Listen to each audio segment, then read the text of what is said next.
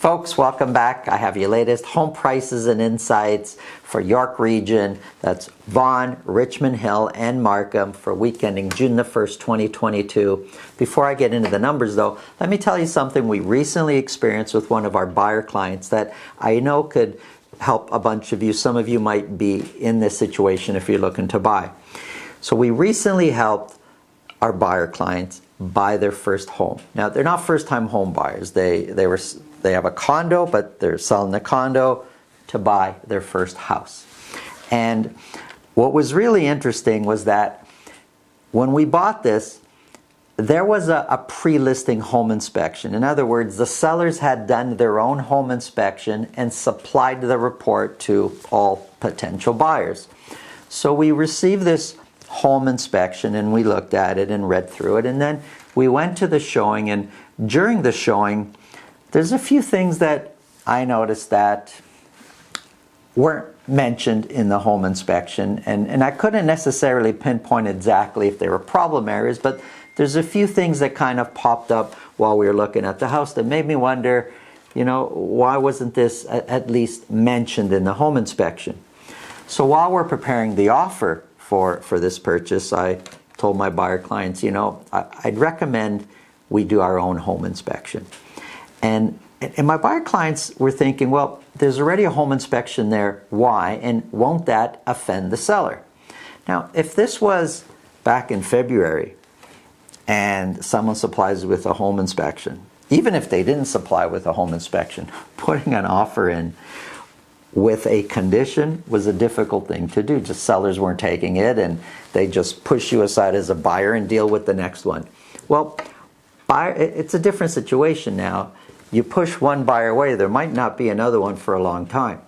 So we weren't so thinking that we're going to offend any of the sellers. We were thinking we're going to do what's best naturally for our clients. So we put in an offer with a condition of a home inspection. And right away the the listing agent's attitude was, what are you, nuts? We already gave you a home inspection. Why are you going to do another one? Why even spend money on another one?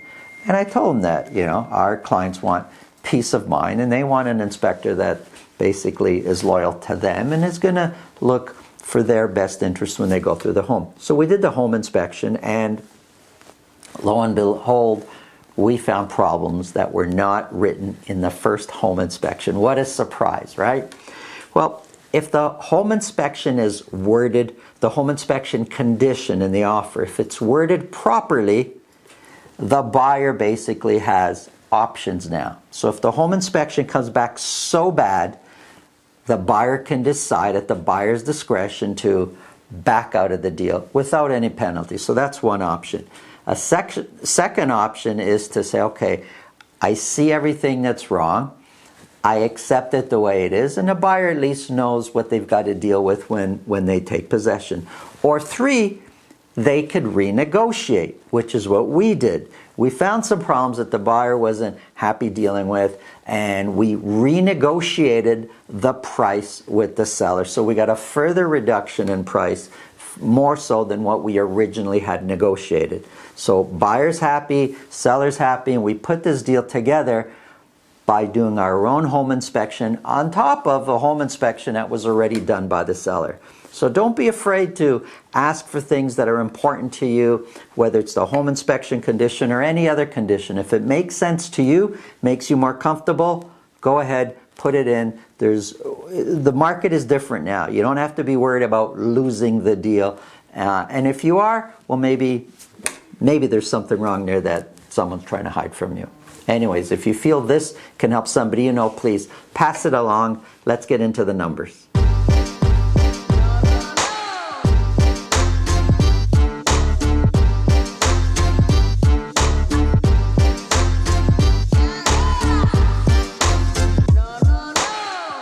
If you want to speak with me about your real estate situation, selling, buying, it's really simple. Below this video, in the description, there's a link to my calendar. Click on that, book a time that's convenient for you. This way, I'll know ahead of time, and I'll make sure my time's available so we could talk about whatever's on your mind. And if you're looking for an awesome starter detached home in one of the best locations in Woodbridge, stay tuned for the end of this video. Let's get into the numbers. I'm going to be talking about Vaughan, Richmond Hill, Markham, detached properties, and then condos for all of York region. There's some crazy things happening with the numbers here. So here we have Vaughan, detached properties only for a whole year, broken down by week. 28 detached properties were sold in Vaughan. That's it, 28, not a lot. We are doing about a third of the sales that are being done in Mississauga and in Brampton. So 28 were sold. One of those was at $2 million or more. That's it, not a lot, just one. And the average sold price is plummeting. It is now sitting at $1,611,000. So $1,611,000. When I say plummeting, I'm talking about compared to the previous week. I'm talking about compared to the peak in February. And in a second, I'm going to show you how $1,611,000 compares to what it was a year ago this time. But just to be clear, I'm trying to give you the numbers from different angles. I'm not trying to be biased one way or another. I know that data could be presented in a number of ways to kind of show you the results that maybe the speaker wants to tell you, but that's not my goal here. It's to give you all the numbers. So I'm going to show you week over week from the peak compared to last year, for example. Average sold price is 5% lower than what it was a year ago. You decide which numbers you want to focus on that works great for whatever it is that you're trying to do or not do. So average sold price for Vaughan detached properties is 5% lower than what it was a year ago. Median price is 5% higher than what it was a year ago. And this is a snapshot here of 3 months. Average price was $2,123,000 down to 1.6 right now. Median price was $2,050, also down to 1.6 right now. Median price and average price are pretty much the same, just a few dollars apart right now for this particular week. Of the 28 that sold, 32% sold at list price or more. We used to be selling 80 and 90% at list price or more. Now it's only 32%. But year-to-date sales, January 1st to June 1st, we are 38% less sales this year than what we were selling last year. Year-to-date listings are 16% less sales this year than last year. Last week, we listed 98 detached properties. Months of inventory came down a little bit. It was 3 months of inventory. It's now sitting at 2.7 months of inventory. We used to be at 0.6, 0.7. We are now at 2.7 months of inventory. Average sold price is coming way down from 2.1 million. We're sitting at, again, 1.6 million right now. That's for Vaughan. Let's look at Richmond Hill. A very, very similar picture. 23 detached properties were sold. 4 were at $2 million or more. Average sold price is now $1,770,000, way down from the previous week, way down from the peak of over 2.2 million. And compared to last year, just like Vaughan, average sold price is 5% lower than what it was a year ago. 5% lower. Median price is 2% lower than what it was a year ago. We're now getting multiple situations where prices, whether it's average sold price or median price, is actually lower than what it was a year ago. And I don't think this is going to slow down anytime soon. I expect to see this trend for the next little while. As far as sales go, 23 that were sold, 39% sold at list price or more. Year-to-date sales for Richmond Hill, 35% less sales this year than what we were selling a year ago. And listings year-to-date are 18% less this year than what we were listing a year ago as far as year-to-date goes. If you look at the orange though, the orange are this year's listings. Listings have been coming down week after week for the last few weeks. Last week we listed 59 detached properties in Richmond Hill. Months of inventory came down a little bit. It's sitting at 2.8 months of inventory. We used to be, just for this chart here, the beginning of March, 0.9 months of inventory. We're more than 3 times higher now at 2.8 months of inventory. Average sold price from 2.1 mil down to 1,770,000. We have Markham on the board here. So 29 detached properties were sold in Markham. It's not a lot. We haven't seen a lot in a while, but 29, 30 has kind of been the norm over the last 2 months. 4 of those were at $2 million or more. Average sold price is way down. Average sold price is $1,548,000, down from last week, way down from the peak of 2.3, almost 2.3 million. Compared to last year, it's way down from last year's average sold price. We're 10% lower than last year's average sold price. Last year, we sold 18 properties at $2 million or more for this week. This year, we sold only 4.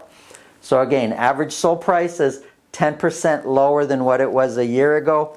Median price is 13% lower than what it was a year ago. Multiple situations now where prices are lower than where they were a year ago. For median price, we were at the beginning of March. I'm not even talking about February where we had our peak. Just beginning of March, we were sitting at the high 1.8 to 1.9 million. Median price is now 1,450,000. Of the 29 that sold, a little over half, 55% sold at list price or more. But look at the year-to-date sales. January 1st to June 1st, we are 48% less sales this year than last year. Almost half the sales lower this year as far as volume goes. Listings are 26% less listings this year, year-to-date, than last year. We listed 68 detached properties last week in Markham. Months of inventory has come down a little bit, sitting at 2.1 months of inventory.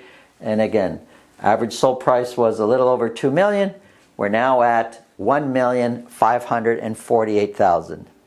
Let's look at condos. This is across Peel region condos. 49 condos were sold. 6 of those were at $1 million or more. Average sold price has been going up for a couple of weeks now. It's sitting at $782,000. Our record price was $837,000. We're not that far off. Yes, average sold price has been coming down, but seems to be making for this chart that I could show. And I know some of you are going to get upset. No, prices got to drop more. Well, they're not dropping so much for condos, and that's just the reality. Average sold price is 21% higher than what it was a year ago. Median price is 14% higher than what it was a year ago. Completely different world, condos and detached properties. Of the 49 that sold, 37% sold at list price or more. But year-to-date sales were 24% less sales this year than what we were selling last year. Here we go. Listings are 8% higher this year than what we were listing last year, year-to-date. And average sold price came down a little bit. Months of inventory came down a little bit. It's now sitting at 2 months of inventory. Average days on market is 14. And I mean, we used to be at 0.5, 0.6 months of inventory. We're now sitting at 2 months of inventory. Yeah, average sold price is coming down. Not as aggressive as what we're seeing in the detached market.